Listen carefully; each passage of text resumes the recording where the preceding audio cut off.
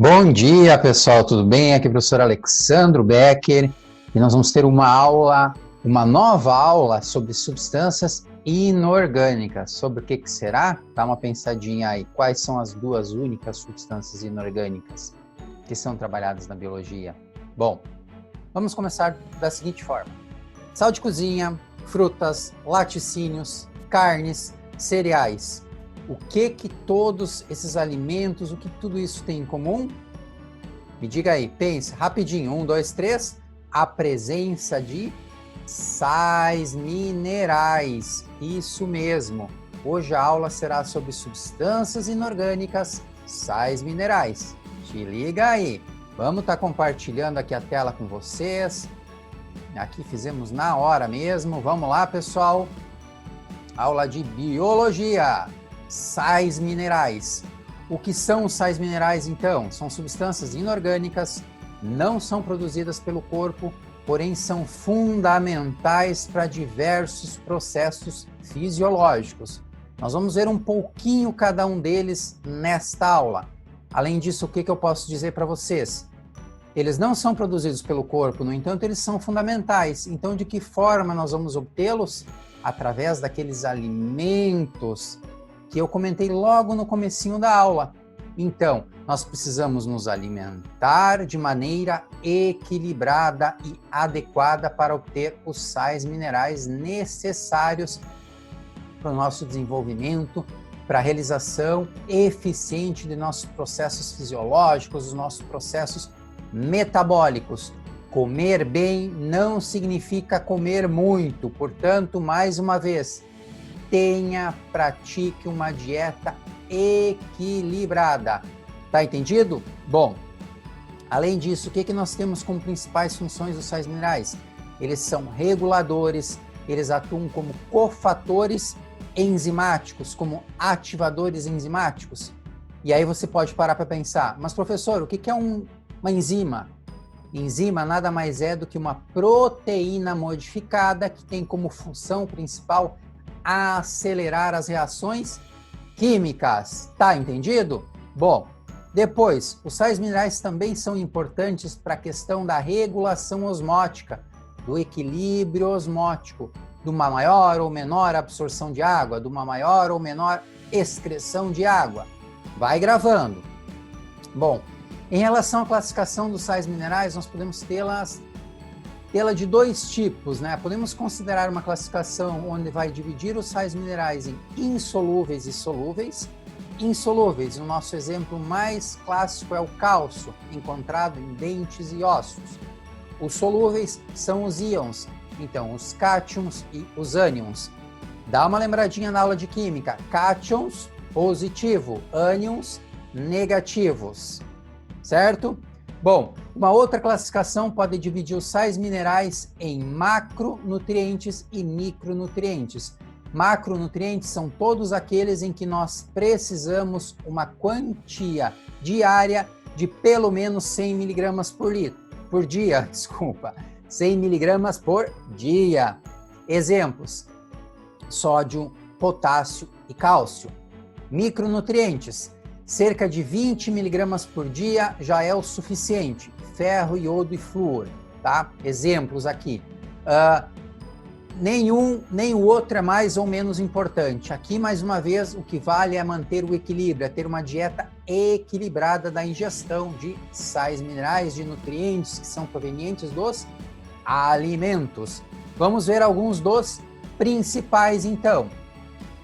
Bom, em relação ao sódio, o que nós temos? O sódio ele é extremamente importante para a realização dos processos de impulso nervoso, para a manutenção de um equilíbrio osmótico. Ele é o principal cátion extracelular. Já o potássio ele vai ter funções, papéis muito similares. Ele também é importante para a realização dos impulsos nervosos, do equilíbrio osmótico, e ele é o principal cátion intracelular. Grava isso, sódio extracelular, potássio intracelular. Ambos são extremamente importantes num processo chamado de bomba sódio-potássio. Então, a bomba sódio-potássio, onde nós vamos ver mais adiante, ela é extremamente importante. E, obviamente, quem atua? Sódio e potássio. Impulsos nervosos, equilíbrio osmótico, equilibrar a questão da entrada e saída de água, a questão da entrada e saída de sais, de íons, ok? Bom, o próximo sal mineral extremamente importante, cálcio, presente nos dentes e ossos. O cálcio é considerado a matriz inorgânica dos ossos. Cálcio, matriz inorgânica dos ossos. Está presente, mais uma vez, em dentes e ossos. A falta de cálcio ocasiona a osteoporose. Então, a deficiência de vários sais minerais, vitaminas, vão acabar causando ou resultando no aparecimento de determinadas doenças, e essas doenças nós vamos ter uma aula específica somente sobre isso, ok? Por enquanto, grava isso. Cálcio, importante nos processos de coagulação sanguínea.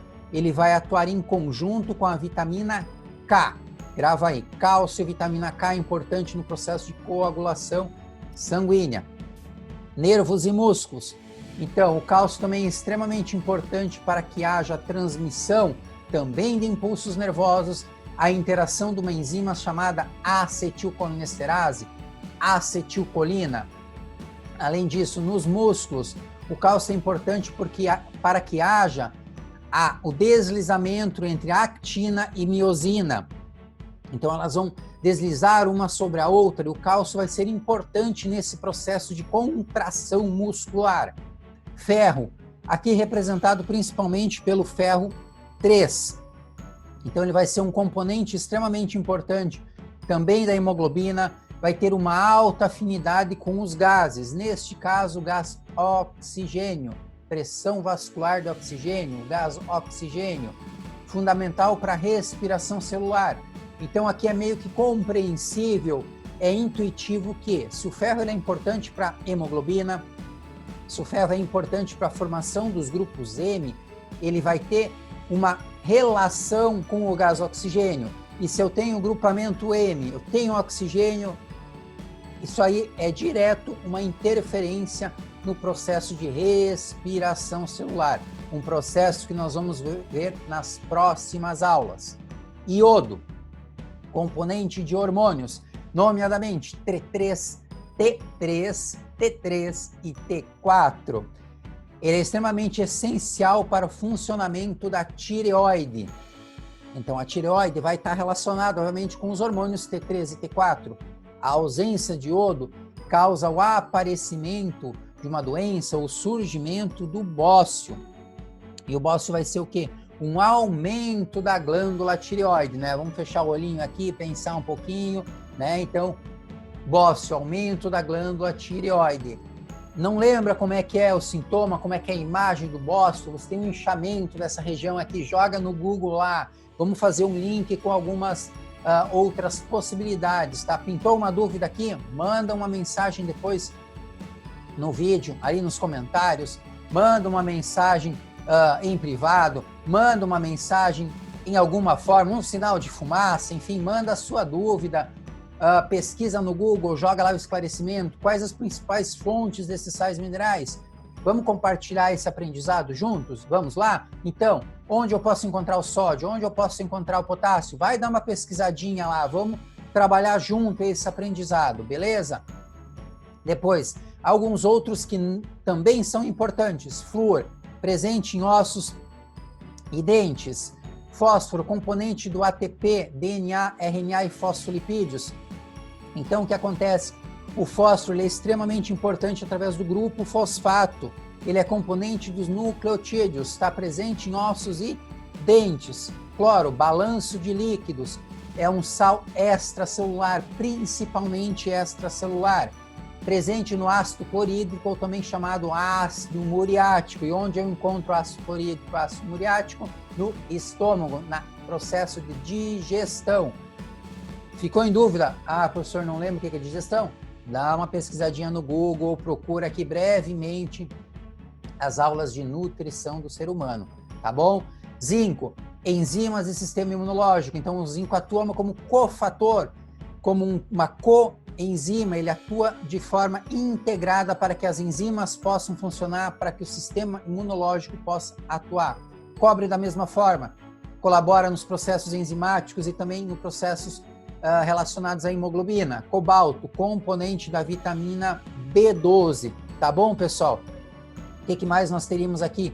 Teríamos magnésio, né? O magnésio vai estar presente onde? Principalmente na questão da formação da clorofila. É importante na atuação de outras enzimas, atua como uma coenzima. Manganês, atuação, utilização em processos relacionados à glicose. Cobre e assim por diante, já falei aqui, né? Molibdênio, atuação em enzimas. Nitrogênio, proteínas, DNA, RNA. O nitrogênio, lembra, associa com processos de secreção, excreção, compostos nitrogenados.